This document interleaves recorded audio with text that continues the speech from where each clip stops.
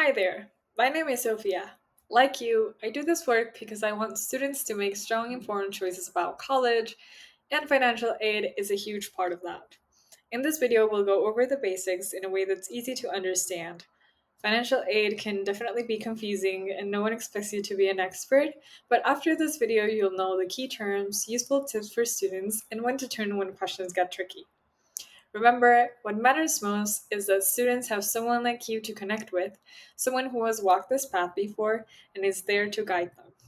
Now, our philosophy to advising is simple. Sessions with students should be listening oriented, goal oriented, and development driven.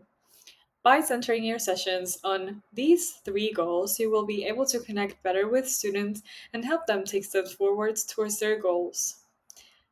Now, for many Fair Up students, the cost of college is the deciding factor.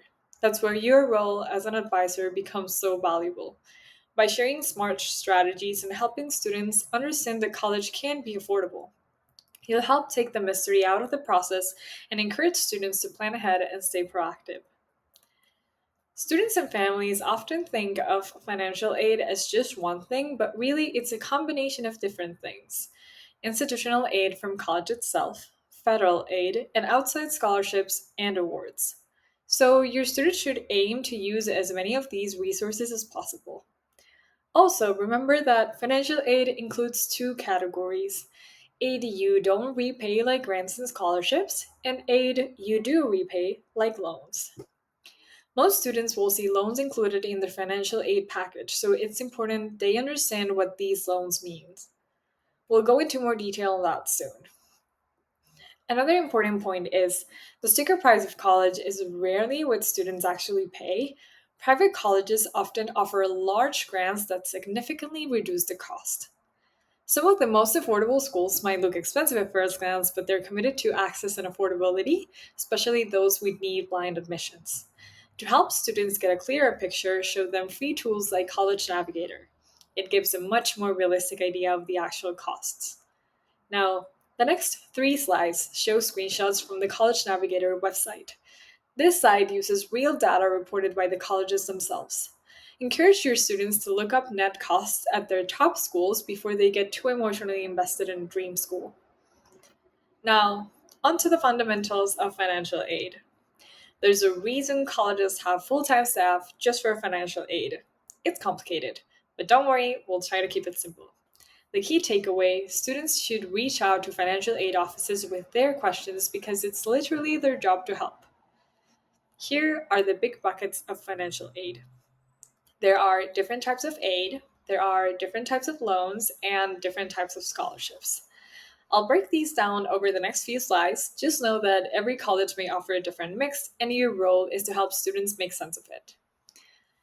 As an advisor, you're not recommending one kind of aid over another. Instead, try to help families understand their options and build a complete plan. So let's look at three major types. First, institutional need based aid. Colleges offer this type of aid to ensure access for students from different financial backgrounds. It's often the largest portion of a student's package, and it's different from federal aid.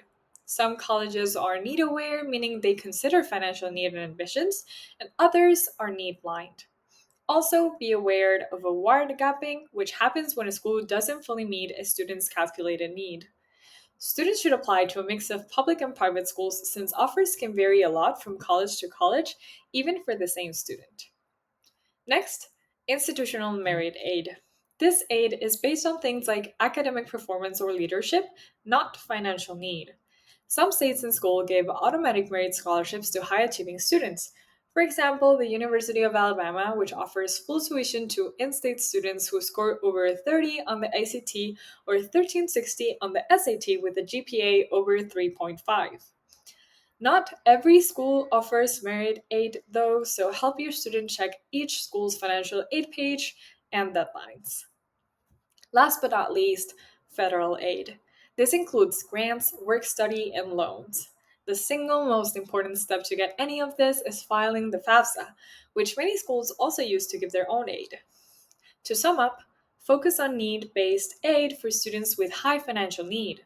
Consider merit aid for strong academics or talents, Always compare offers, look for outside scholarships early, file the FAFSA, and consider the long term cost of loans.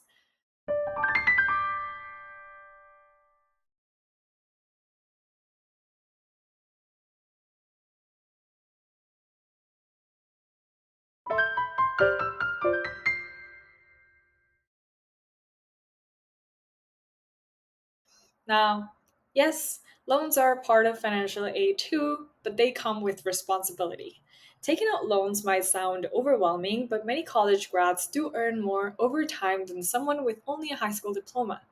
Help your student think about the return on investment. Is that worth it based on what they'll earn? Where they go and what they study really does matter here, so check out the college scorecard for more information. On that note, even with recent news headlines, students should expect to repay any loans they take. And here are some general facts. The average public university grad borrows around $32,000. Undergrad borrowing has actually declined recently, and a good degree doesn't have to mean lifelong debt, and this is why your guidance really matters. Now, before we dive in, a quick note. Congress may be making big changes on financial aid soon, and if that happens, FAIRUP will make sure you get the latest updates. For now, use the government website for clear explanations. Now, let's start with subsidized loans. These are the best kind of loan if you must borrow. The government pays the interest while the student is in school and in good academic standing. These loans also qualify for income based repayment and forgiveness programs. The total subsidized loan limit is currently $23,000. Now, onto unsubsidized loans. These don't have a government subsidy, and interest starts building up right away. Unsubsidized federal loans are currently capped at $34,500 for undergrad students. That leads us to Parent Plus loans. These are loans that parents apply for and are responsible for. They're easier to get for families with low credit and may offer more flexible repayment options than private loans. Now, only consider private loans if all federal options have been used up. Help the student calculate a modest budget, including tuition, books, transport, housing, and meals. Most colleges post cost of attendance guides. If private loans are needed, research platforms like Juno that negotiate lower rates with lenders. Now, students often call any free money a scholarship, even when it's technically a grant. Grants, especially from private colleges, are often larger and renewable. Scholarships are more often one time awards. That said, scholarships are absolutely worth pursuing with the right strategy. Check out our guide for detailed tips, but in the meantime, here are the basics. Start local. Local groups often offer great scholarships with fewer applicants. Talk to counselors, they usually have local scholarship lists, and apply early. Start during junior summer and build a list to keep track. Next, try to use trusted scholarship websites and avoid any that ask for payment sensitive information like a social security number. And some sites we recommend include Going Merry, Apply, FastWeb. All these platforms match students to relevant scholarships and send weekly updates. Finally, reuse essays. It's totally okay to reuse part of college essays for scholarships. As students apply to more, it gets easier to adapt and submit. Now, all these free websites help students set up a profile, match to scholarships, get deadline alerts, and apply more easily. Encourage students to explore them. Now, we won't go into the step-by-step FAFSA here, that's covered in another video, but here's what you should know. FAFSA stands for Free Application for Federal Student Aid, and some general guidelines include always use the official site, studentaid.gov.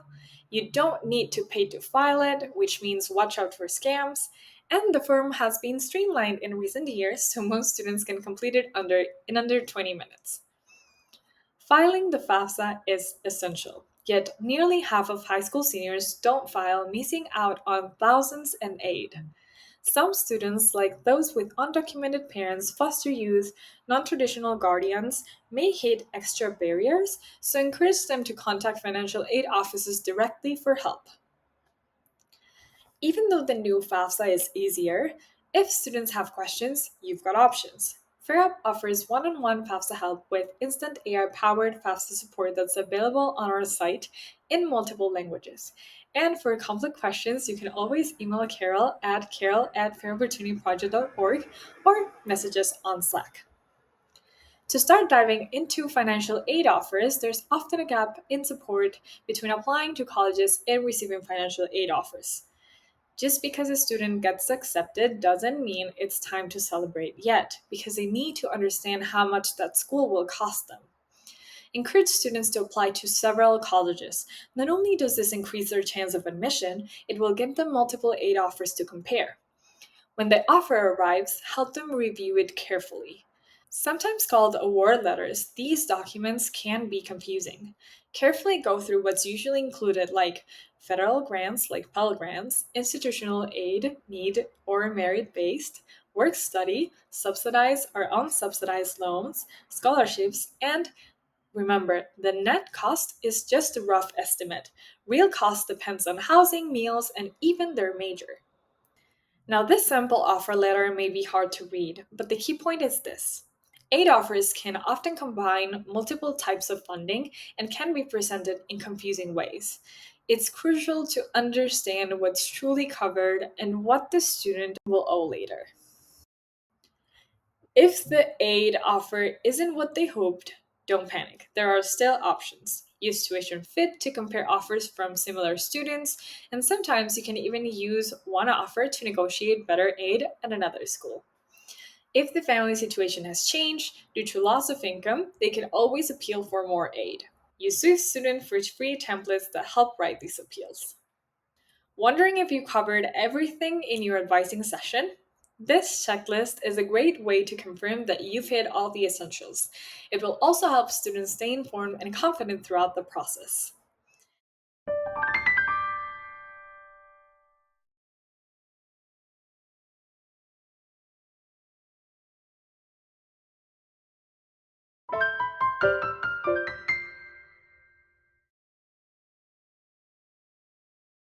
That's it for this financial aid training. If you'd like help walking a student through the FAFSA, check out our FAFSA training video. And thank you so much for volunteering with FairUp. Your support makes more of a difference than you may ever know. Thank you.